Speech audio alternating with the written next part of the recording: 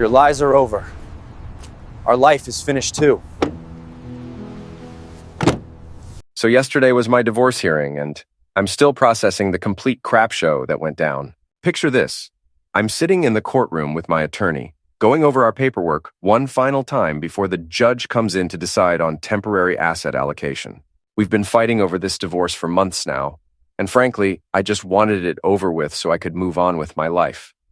That's when I see my soon-to-be ex-wife, Sarah, walking down the courthouse hallway, and I literally did a double take. She was visibly pregnant, not just a little bump, but seriously showing, like 6 or 7 months along. She had on this form-fitting dress that accentuated her belly, and she was walking with both hands cradling her stomach, like she was protecting precious cargo.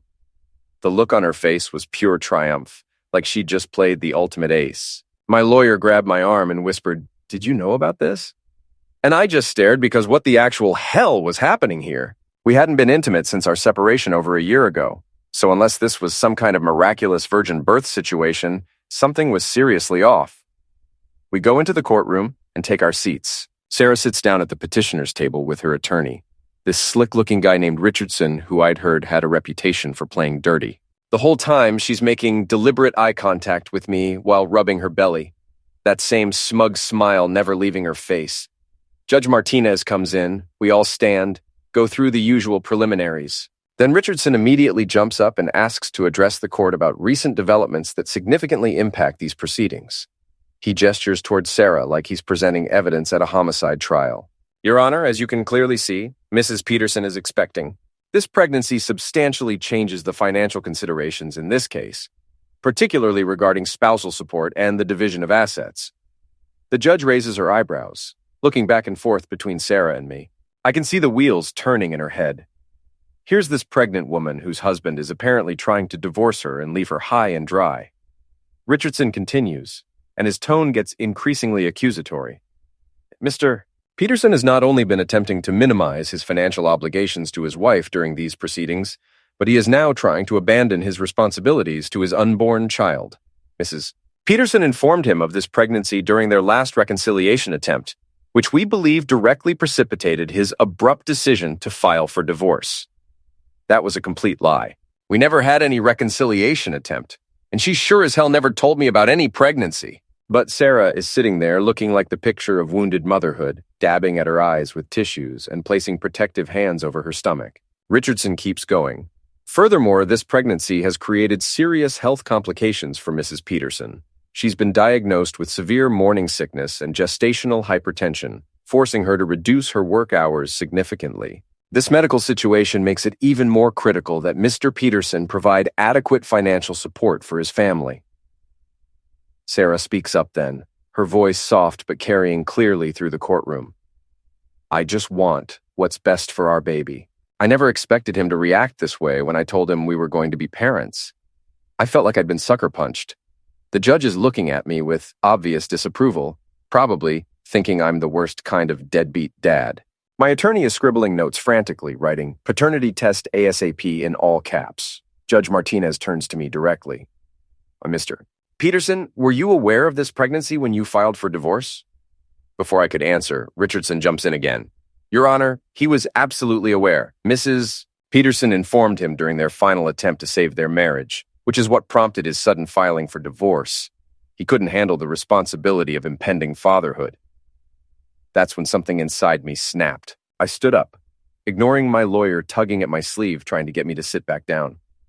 Your Honor, with all due respect, I've had a vasectomy since August 2018. I have complete medical documentation right here proving that I am sterile and cannot father children.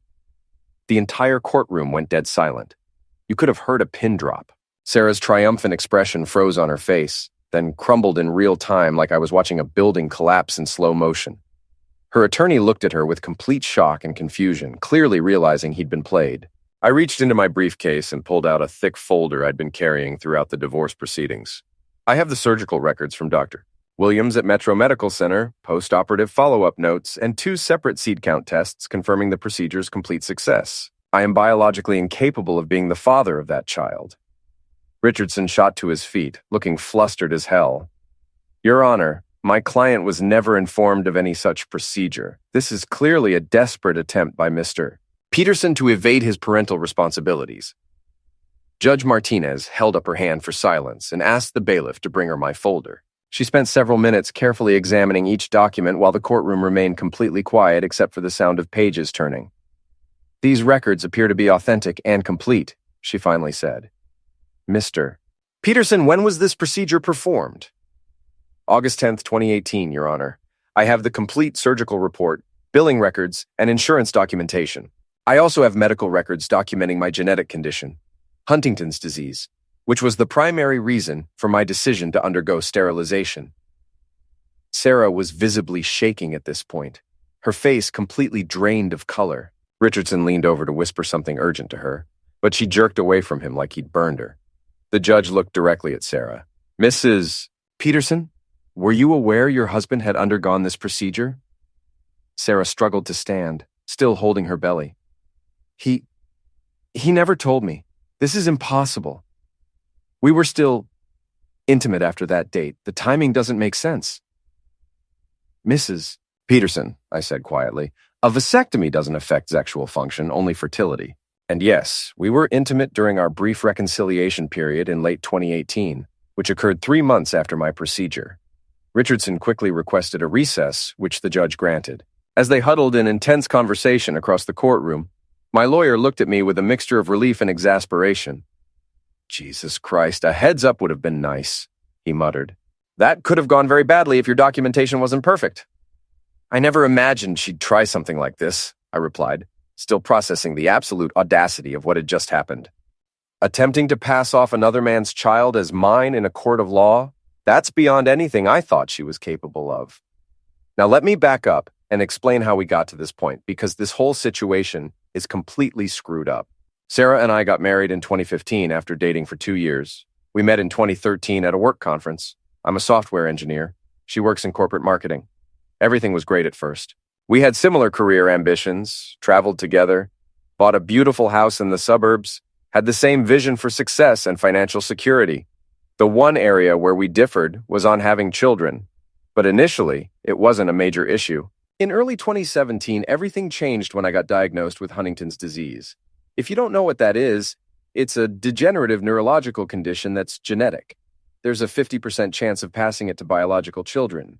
I watched my father die from it when I was younger, saw him deteriorate from a strong, active man to someone who couldn't walk, couldn't speak clearly, couldn't control his movements.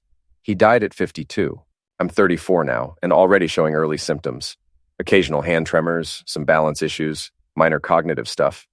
When I got the test results confirming I had the gene, I was devastated. I remember sitting in the neurologist's office holding the genetic screening report while he explained what I was facing. That night, I told Sarah everything: the prognosis, the hereditary nature, my absolute terror about potentially passing this nightmare to a child. "We have options," I told her, holding her hands across our kitchen table. "Adoption, fostering, or maybe just focusing on our careers and traveling the world together." She squeezed my hands, tears in her eyes. "We'll figure this out together," she said. "Your health comes first right now." For almost a year, things seemed okay. We researched adoption agencies, spent time with her sister's kids, talked about maybe doing volunteer work with children instead of having our own. I thought we were on the same page. I was completely wrong. Around March 2018, Sarah started making comments about how genetics weren't everything and how medical science was advancing rapidly. She'd leave fertility clinic brochures around the house, accidentally. When I'd remind her of our previous discussions, she'd get upset and say I was being pessimistic. "You're denying me the chance at motherhood," she said during one particularly brutal fight in our bedroom. She'd thrown a fertility pamphlet at me. "There are tests they can do now, ways to screen embryos before implantation." "The testing isn't 100% accurate," I replied, trying to stay calm. "And even if it was, I'm not willing to risk it. Why is adoption suddenly off the table?" She turned away, arms crossed. "It's not the same thing. I want to experience pregnancy. I want a child that's genetically both of ours." The arguments escalated over the next few months. I'd come home from work to find her watching birthing videos on YouTube or browsing baby furniture websites. When I'd tried to discuss our previous agreements, she'd either break down crying or explode in anger. Then came the incident in July 2018 that changed everything forever. I was looking for a receipt on our shared laptop when I discovered she'd been researching ways to sabotage our birth control. There were Google searches for how to poke holes in rubbers without obvious damage, and what happens if you skip birth control pills. She had calendar entries tracking her ovulation cycle with notes about optimal conception timing. The worst part was finding an open browser tab for a forum where she was asking other women for advice on getting pregnant when your husband doesn't want children. Someone had actually suggested getting me intoxicated enough that I wouldn't notice if protection wasn't used properly. Sarah had replied, "That might work. He never remembers details clearly when he drinks whiskey." I sat there for hours, reading through weeks of her posts, feeling physically sick. This wasn't just a disagreement about family planning anymore. This was a fundamental violation of trust and bodily autonomy. I couldn't believe the woman I'd married was capable of plotting something so manipulative and deceptive. When Sarah came home that evening, I confronted her with what I'd discovered. I'll never forget how quickly her expression changed from shock at being caught to desperate justification. "You're overreacting," she said, pacing around our living room. "I was just venting online." People say things they don't really mean when they're frustrated. Venting? You were actively planning to trick me into fatherhood by sabotaging our birth control. That's reproductive coercion, Sarah. That's when she completely broke down, collapsing onto our couch in tears. "I'm desperate," she sobbed. "I'm turning 34 next year. My biological clock is ticking while you keep stalling and making excuses." "I'm not stalling or making excuses. I have a genetic disease that I refuse to risk passing to a child. We discussed this extensively." "You'd come around once a baby was actually on the way," she insisted, wiping her tears. "You'd love our child no matter what health issues they might have. I just need to help you see what you really want deep down." I slept in the guest room that night, unable to even look at her. The next morning, I called my doctor and scheduled a consultation for a vasectomy. I didn't tell Sarah about it, not out of spite, but out of pure self-preservation. I couldn't trust her anymore, and I needed to ensure I wouldn't be forced into parenthood against my will through deception or coercion. The procedure was scheduled for August 2018, while Sarah was visiting her sister for a long weekend. My doctor was completely supportive, especially given my genetic condition and the circumstances. The surgery itself was quick and straightforward.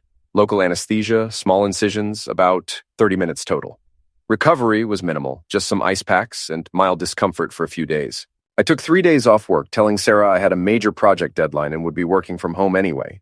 When she returned from her sister's place, I was planning to tell her about the vasectomy and suggest we start marriage counseling to work through our fundamental disagreements about children and trust. But the night she came back, she completely blindsided me with her own announcement. "I think we should separate," she said over dinner, not even making eye contact. "I've already spoken with a divorce attorney about our options."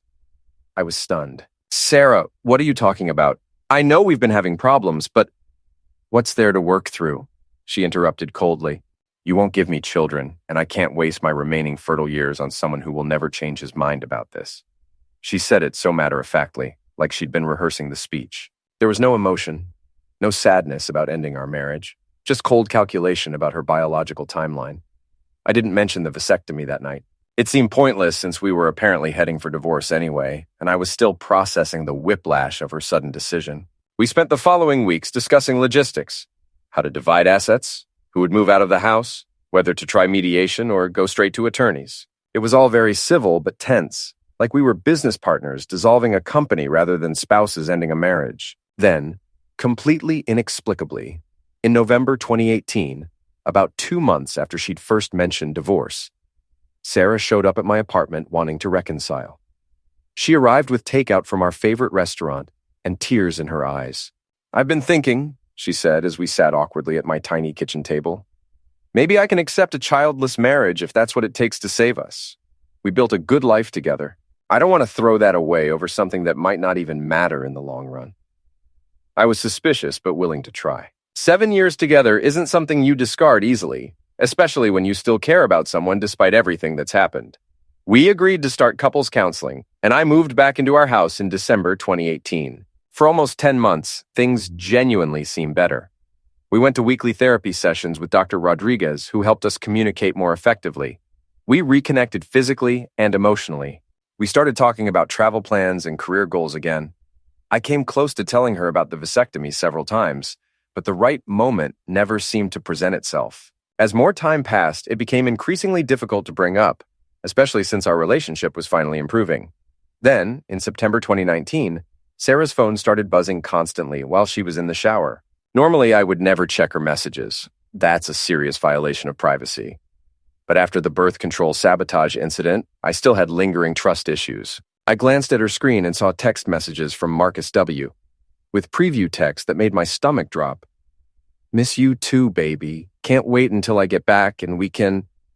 I knew Marcus Wilson was her direct supervisor at work. Against my better judgment and every principle I had about respecting privacy, I opened the messages. What I found completely shattered any hope of saving our marriage. Not only were they having an affair, but based on their conversation history going back months, it had been ongoing for over 2 years. They'd been sleeping together since early 2017, before my Huntington's diagnosis, before all our arguments about having children, before she threatened divorce the first time.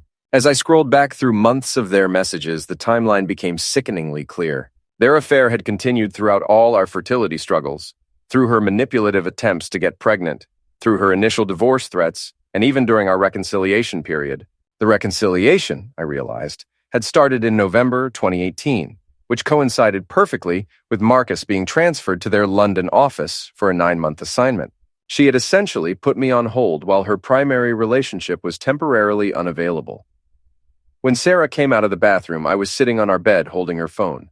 The look of absolute panic on her face told me everything I needed to know. "How long have you been sleeping with Marcus?" I asked quietly. The color drained completely from her face.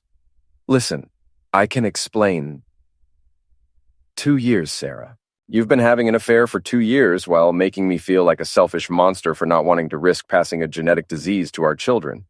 My voice cracked as the full scope of her betrayal hit me. You threatened to divorce me because I wouldn't give you a baby, then came crawling back when he got transferred overseas. She didn't even try to deny it. Instead, she attempted to justify everything. Marcus understood her need for children in ways I never could. Marcus would have been willing to start a family with her. Marcus appreciated her femininity and maternal instincts while I just saw her as a business partner.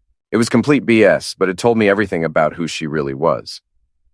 I filed for divorce the next morning. This time, there was absolutely no turning back. The legal proceedings were contentious from day one. Sarah wanted our house, which I'd largely paid for using inheritance money from my grandmother. She demanded half of my retirement accounts and substantial monthly alimony, despite having a well-paying job herself. Her attorney painted me as emotionally abusive and selfish, citing my refusal to have children as evidence of my controlling and uncaring nature. 4 months into the divorce process, we reached the hearing that would determine temporary asset allocation while the divorce moved forward. That's when Sarah decided to play her pregnancy card. After I revealed the vasectomy and provided medical documentation, Judge Martinez was clearly pissed off. She told Richardson that attempting to falsely attribute paternity was a serious matter that could constitute perjury and grounds for court sanctions. You have 48 hours to submit a revised petition that accurately reflects your client's circumstances, she told Richardson sternly. And Mrs. Peterson, I strongly advise you to be completely forthright in all future filings with this court. Attempting to mislead the court about paternity issues is grounds for contempt charges. In the hallway afterwards, Sarah tried to approach me, her makeup streaked with tears. Please, just let me explain, she pleaded. But Richardson physically steered her toward the exit, while whispering something that made her stop struggling to reach me. That was 3 days ago, and since then, my phone has been absolutely blowing up. 43 calls from Sarah, plus countless text messages ranging from tearful apologies to vicious accusations. She's alternately claimed that I tricked her by getting the vasectomy secretly, that the baby might somehow still be mine despite medical impossibility, and finally, that she made horrible mistakes. But we could still work everything out if I'd just talked to her. Marcus, meanwhile, has apparently gone completely radio silent since she told him about the courtroom disaster. According to a mutual acquaintance who works at their company, he immediately took extended personal leave and has been making inquiries about permanent transfer opportunities overseas. The week following the hearing brought additional developments. Richardson formally withdrew as Sarah's legal representation. Apparently, he'd never been informed about the pregnancy deception beforehand and wanted nothing to do with continuing the case after being blindsided in court like that. Sarah quickly retained new counsel, some attorney with a reputation for aggressive tactics but significantly less respect in the local legal community. My lawyer filed for an expedited divorce process based on attempted fraud, which Judge Martinez granted. Instead of the year-long proceedings we'd been expecting, we got a final hearing date just 6 weeks out. 2 days before that final hearing, I got an unexpected visitor at my apartment. Sarah's sister, Jessica, who I'd always gotten along with well and who'd tried to stay neutral during our separation. "I owe you an apology," she said, sitting stiffly on my couch and declining my offer of coffee. "Sarah told me you knew about the pregnancy and were abandoning her. I believed her story." "What changed your mind?" I asked. "She finally admitted everything yesterday. The affair with Marcus, trying to trick you into having children during your marriage, deliberately getting pregnant by Marcus while planning to pass the child off as yours to get a better divorce settlement." Jessica shook her head in disgust. "She calculated that if the court believed the baby was yours, she'd secure much more favorable financial terms and ongoing child support payments." "And Marcus?" I asked. "He wants absolutely nothing to do with her or the baby.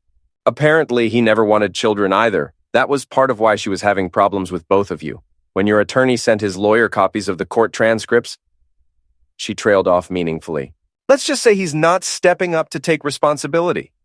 The final divorce hearing was mercifully straightforward. With Sarah's deception fully exposed and documented, Judge Martinez was completely unsympathetic to her demands. She received no alimony whatsoever, only her fair share of assets we'd acquired jointly during the marriage. I kept the house, my retirement accounts, and my grandmother's jewelry that Sarah had tried to claim as marital property. As we left the courthouse for the final time, Sarah, now visibly 8 months pregnant, made one last desperate attempt to change my mind. "Please," she said, catching my arm in the parking lot. "I know I made terrible mistakes, but this baby is going to need a father figure, and we were good together once upon a time." I gently removed her hand from my arm. "I'm sure Marcus will step up once paternity is legally established, and he realizes he can't just run away from his responsibilities." "He won't," she whispered, her voice breaking. "He's already accepted a permanent transfer to their Singapore office." "Then I'm genuinely sorry for your situation, but it's not my responsibility to fix the mess you created. I hope things work out for you and your child, but our story is completely finished." It's been 6 months since the divorce was finalized, and I've heard through mutual friends that Sarah gave birth to a healthy baby boy. She moved back to her hometown to live with her parents, since she can't afford the apartment she'd been renting on her reduced salary. Marcus apparently sends minimal child support payments but has no plans to return from overseas or establish any kind of relationship with his son. As for me, I'm actually doing pretty well. I've started working with a new neurologist who specializes in Huntington's disease, and he's optimistic about several experimental treatments that might slow the progression of symptoms. I've kept the house, but I've done extensive renovations to make it fully accessible for when my condition eventually worsens. Ramps, wider doorways, grab bars, that kind of thing. The most unexpected positive outcome has been connecting with a support group for people with Huntington's who chose not to have biological children for the same reasons I did. For the first time in years, I don't feel like I have to defend that decision or feel guilty about it. I'm just at peace with the choice I made. Looking back now, I can see the warning signs I ignored early on. Sarah often made comments when we talked about other people's issues that should have stood out. She always sided with the manipulator, saying things like, "You have to fight for what you want," or "Sometimes people need help seeing what's best." At the time, I thought she was just opinionated, but really, those words showed how she saw the world. Her courtroom pregnancy stunt made me realize just how planned everything was. She didn't just show up pregnant by chance. It was calculated. The tight dress, the way she held her stomach, the fake tears ready on cue, and her lawyer's speech about abandonment and health risks. It was staged to paint me as the villain and win her money. What hurts most is that she dragged an innocent baby into it. That child will grow up knowing his mother tried to claim he was another man's son for money, while his real father ran off overseas. He didn't ask for this, but he'll carry it forever. My support group has been a lifeline. 12 of us meet once a month, all dealing with Huntington's and the hard choices around it. Hearing their stories opened my eyes to the fact that what Sarah did was misuse. Others went through similar things with partners who refused to respect their decisions and used pressure or tricks to get their way. Dr. Chen, my neurologist, has been more than a doctor. He's been a guide. He's helped me see that my choice wasn't only medically sound, but also the right thing to do ethically. He's seen how this disease rips families apart, kids growing up afraid they'll face the same fate. He's studying the mental toll of genetic counseling and even asked me to join his research interviews. Working on the house has been healing.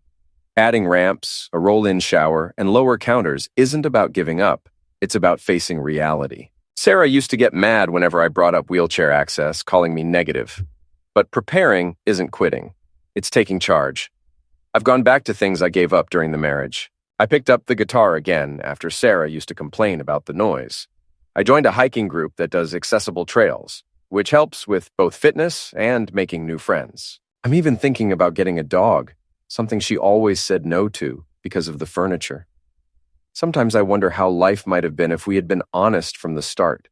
If I had told her right away about the vasectomy. If she had admitted she'd never consider options other than having her own kids. If she hadn't been cheating for years while pretending we were fixing things. But thinking about what ifs leads nowhere. The real lesson is that you have to live in truth, even when it's hard or uncomfortable. No more hiding, no more giving up core values, no more ties built on lies and control. My life isn't easy now. My health is still uncertain, and some days the symptoms are scary. But at least I live on solid ground, built on honesty, something missing the whole time I was married. Sometimes the best ending isn't the dream you had in mind. Sometimes it's the quiet piece of standing in your truth when it matters most, even if it means standing alone.